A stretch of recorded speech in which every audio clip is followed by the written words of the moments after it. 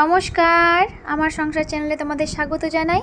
কেমন আছো তোমরা সবাই? আশা করি বেশ ভালো আছো, আমরাও বেশ ভালো আছি। তো আমি আজ শনিবার থেকে আমার ব্লগটা স্টার্ট করলাম।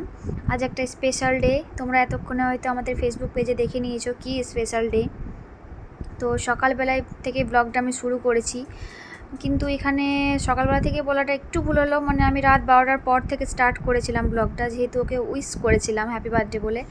এই যে ও 12টার সময় মোবাইল দেখছিল, তখন ওর ঘুম নেই, আমি ওকে বলছি হ্যাপি বার্থডে। তারপর ওর হাতটা চেয়ে একটু চুমু খেলাম, কারণ এই বিশেষ দিনে ওকে পেয়েছিলাম। তারপর আমরা সকালে ঘুম থেকে উঠে চলে গেছিলাম ভিনিঙ্গি কালী মন্দির পুজো দেওয়ার জন্য। তাছাড়া অনেক দিন দেওয়াও হয়নি, আর শনিও বার্থডেও বটে, সব রকম মিলে একাকার কারণ। তো চারিদিকটা একটু ঘুরিয়ে ঘুরিয়ে দেখালাম।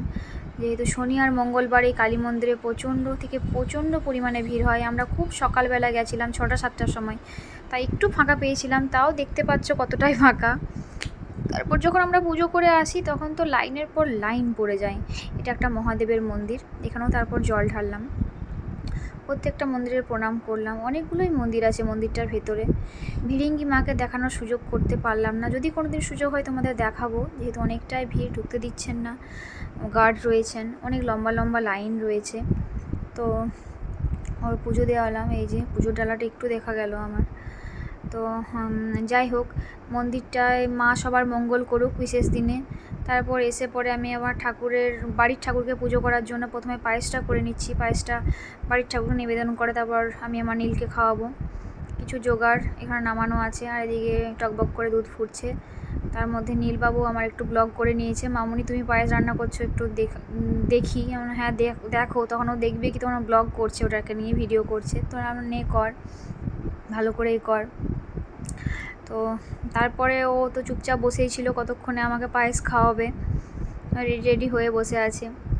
তারপর আমি ঠাকুরকে পায়েস নিবেদন করে একটু ফুল প্রদীপ জ্বালিয়ে, আর যেহেতু শনিবার পুজোও দেওয়ালাম। তারপর সকাল সকাল স্নানও হয়ে গেছে, ও জন্মদিনও বটে, ওই যে বললাম অনেকগুলো কারণ মিলে একাকার। তো আমি একটু ঠাকুরকে পুজো টুজো করে তারপর ওকে পায়েসটা খাইয়ে দিলাম।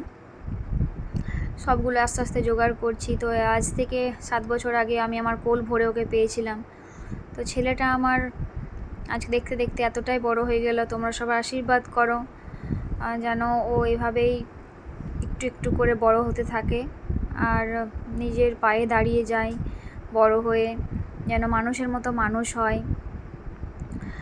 তো একটু ফ্যানটা অফ করে নিলাম, একটু প্রদীপগুলো নিভে যাচ্ছিল। তো যাই হোক, তোমরা আশীর্বাদ করো যেন মানুষের মতো মানুষ হয়।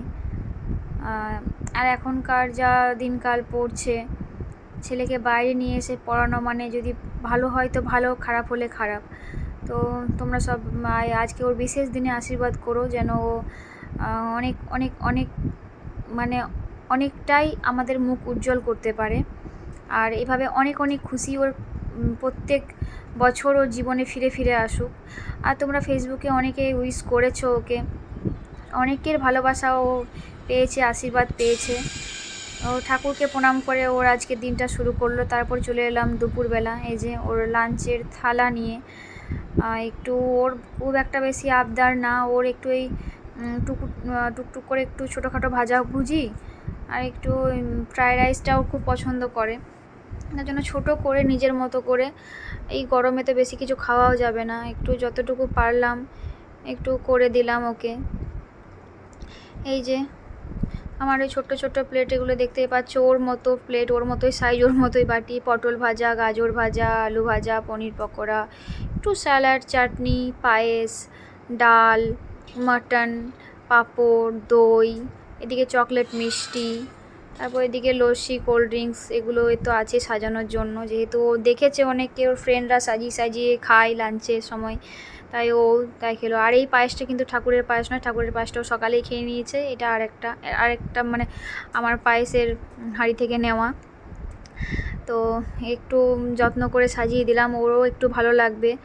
যেহেতু অনেক বন্ধুরাও দেখে তো হোয়াটসঅ্যাপ ফেসবুকে যে আমার বন্ধুরা বার্থডে সময় খায়, তারপর শোনেও আমার মা এই করেছিল ওই করেছিল, ওরও তো ইচ্ছে হয় বলো। ওর এই ছোটো ছোটো আবদারগুলো যদি ওর এই জন্মদিনে বিশেষ দিনে নাই রাখতে পারলাম, তাহলে কি আর বলবো মা কিসের, তাই না?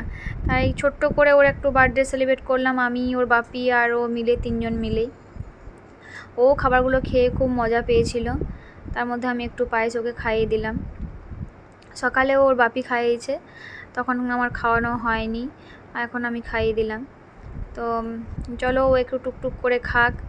তারপরে আমরা আজ আবার শনিবার, অ্যাবাকাস সেন্টার আছে, 2 ঘন্টার ক্লাস। এই যে আমরা বেরিয়ে পড়েছি না, এটা ছুটির টাইম, যাওয়ার টাইমে একটু লেট হয়ে গেছিলো, তো খুব তাড়াহুড়োর মধ্যে গেছি। আর এখন তো ছুটি হয়ে গেছে। এই মা, দেখুন লোকটা মনে হয় সাইকেল নিয়ে পড়ে গেছে। আমি তখন লক্ষ্য করিনি, ভিডিওটা এডিট করার সময় দেখতে পেলাম গো। ভাগ্যিস সামনে গাড়ি চলে আসেনি, নইলে বিপদ হয়ে যেত। সত্যি রাস্তাঘাট যত ভালো তত খারাপ, গাড়ি ঘোড়া যদি কারোর ক্ষতি হব বলে তো হয়ে যায়। জানি না সাইকেল নিয়ে উনি কেন হট করে পড়ে গেলেন, হয়তো মাথা টাথা ঘুরে গেছিলো। এই গরমে মানুষ সত্যি থাকতে পারছে না, এত গরম, শরীর দুর্বল হয়ে যাচ্ছে।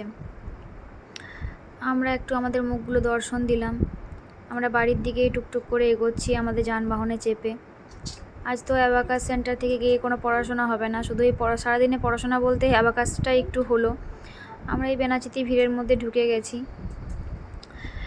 এই বেনাচিতির মধ্যে ঢুকে যাওয়া মানে একদম জ্যাম, গরম প্রচণ্ড। আর এই সন্ধেবেলাটা খুবই জ্যাম থাকে। তারপর রাত্রে খাওয়া দাওয়া সেরে বিছানায় চলে এসেছি, ও এসি চালিয়ে বসে পড়েছে। তো ও এবারে ঘুমিয়ে পড়ুক। আর দেখো তোমাদের কিছু বলতে চাই। আমার বার্থডেতে তোমাদেরকে উইশ করার জন্য তোমাদের সকলের ধন্যবাদ, খুব খুব ধন্যবাদ। Thank you, tata, bye. তো বাই বলে দিয়েছে। তো আমি আমার এই ব্লগটা এখানেই শেষ করলাম। আবার এক নতুন ব্লগ নিয়ে তোমাদের সামনে হাজির হব। Tata, bye, good night.